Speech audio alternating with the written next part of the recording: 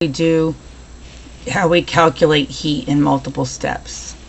Okay, so let's look at the two problems at the end of 12, which look like these two. Okay, they're multiple step problems. You're going to be warming ice from -25 to 0, and then you're going to melt the ice to water, and then you're going to be warming up water to 22 degrees. So you're going to be having 3 steps doing that problem. So here I've got it set up a little bit more in detail. Okay, this is the first of the last 2 problems. The only glitch is I didn't put a mass in the problem. So let's use 50 grams, and we're going to use 50 grams for all 3 steps. Okay, we're going to take -25 to 0. That's a change in temperature. So you're going to take 50 for the mass. The specific heat for ice, which is different than water, is 2.03, and then the degree change is 25 degrees from -25 to 0.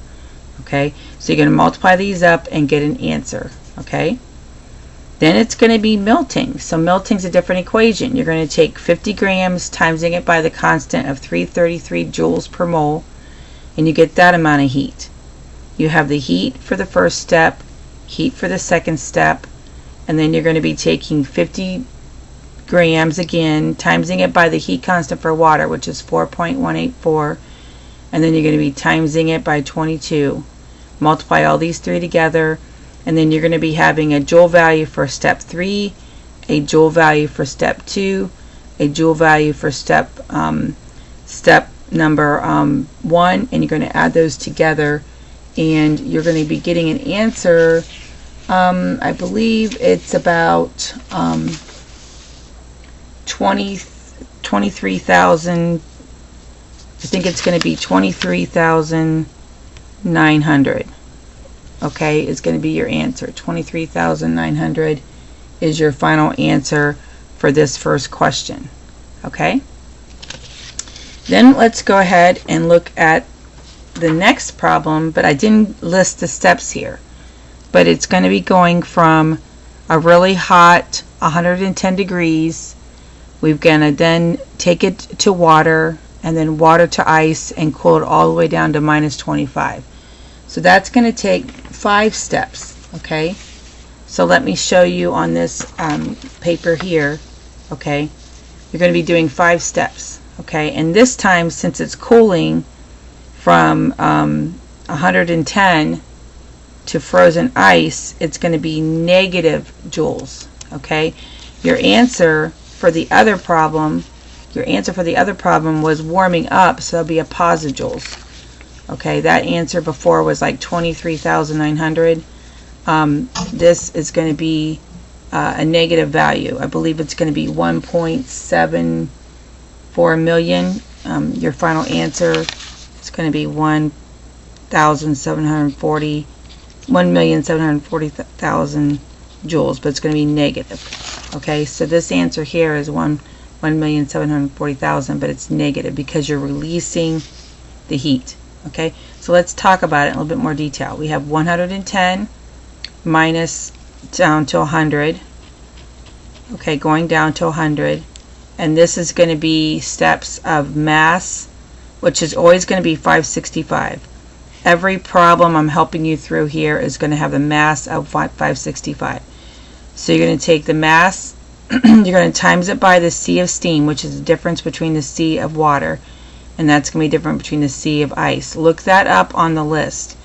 Okay, you're going to take the 565 times the C of water, and now the change in temperature here is going to be -10 degrees, because you're going to make the minus for the change in temperatures for each of these 3, and then the heat constants for the phase changes are also going to be minus. Your final answer should be this 1.7 million. Okay, but each of the steps, follow the math here. You're going to take this step first, MC delta T of the steam. Then you're going to take the mass times the heat constant for condensing, which is minus 2,261 joules per gram. You take it times the 565. And then you're going to take the mass of 565 again. Every single time it's 565 grams. Times it by the 4.184, the C for water. Then this time you're going to take it times minus 100, because you have to go from 100 down to 0. Okay? So we've done 3 steps. We've done 110 to 100, which is an MC delta T problem. And then we're going to condense water, which is the heat constant times the mass. And then we're going to do 100 down to 0, and that's an MC delta T problem again, but the C is different. It's 4.184 because it's water. And then we're going to be freezing water for the 4th step, step 4, and it's going to be the mass times the heat constant to freeze water, which is minus 333. Okay, all these numbers for the heat constants are on the bottom of your heat constant chart. You look for the one for vaporization, you look for the one that's condensing. Both of those are minus numbers. Okay, and then we have the 0. Now we're at frozen ice. We're going to go 0 and go all the way down to minus 25, which the T change in temperature is minus 25. So you're going to have the 565 times the C of water, which is I think 2.03, and you're going to times that by the change in temperature, which is minus 25.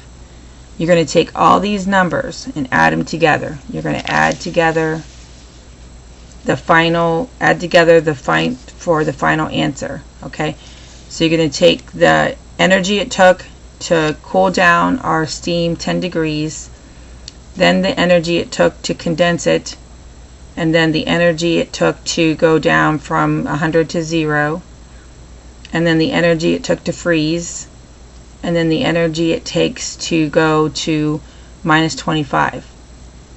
Each time it's a temperature change, you have MC delta T, and then each time that you have a phase change, it's going to be the mass times the heat constant for that phase change. Then add them all together, and your answer should be 1,740,000. Okay? Please text, get a hold of me if you need any help on these 2 problems.